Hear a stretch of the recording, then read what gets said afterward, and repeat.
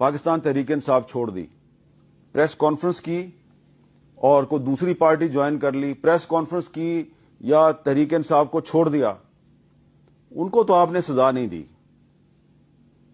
जिनके बारे में वीडियो क्लिप्स भी मौजूद हैं, वो नजर भी आ रहे हैं वीडियो क्लिप्स में, उनको तो आपने सजा नहीं दी। और जिन्होंने आपसे माफी नहीं मांगी, जिन्होंने पार्टी नहीं छोड़ी, उनको आपने सजा दे दी। तो क्या आप लोगों को कायदे आजम के पाकिस्तान में 14 अगस्त और 23 मार्च मनाने का हक है? मैं सिर्फ आपकी बात नहीं करता, मैं अपनी भी बात करता हूं। क्या आपको और मुझे पाकिस्तान में कायदे आजम का नाम इस्तेमाल करने की इजाजत मिलनी चाहिए?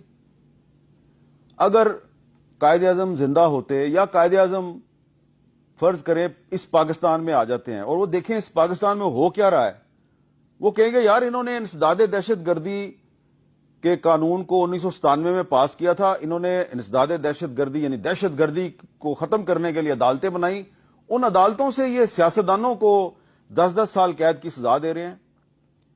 सिर्फ आपने इंसदाद दहशतगर्दी की अदालतें नहीं बनाई, आपने फौजी अदालतें भी बनाई, और एक दफा नहीं बनाई, आपने बार बार बनाई।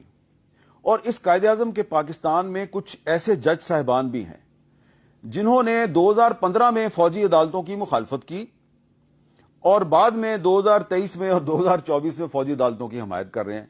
और इनमें से 2 जज साहिबान का मैं बहुत एहतराम के साथ जिक्र करूंगा कि 2015 में जब फौजी अदालतों का बिल सुप्रीम कोर्ट में आया तो उस कानून के खिलाफ 2 जज साहिबान जो हैं उन्होंने इख्तलाफ किया था कि ये फौजी अदालतें कायदे आजम के नजरियात के खिलाफ हैं। ये कौन से 2 जज थे? जस्टिस जवाद एस ख्वाजा और जस्टिस काजी फायज ईसा। ये दोनों बाद में चीफ जस्टिस ऑफ पाकिस्तान बने। और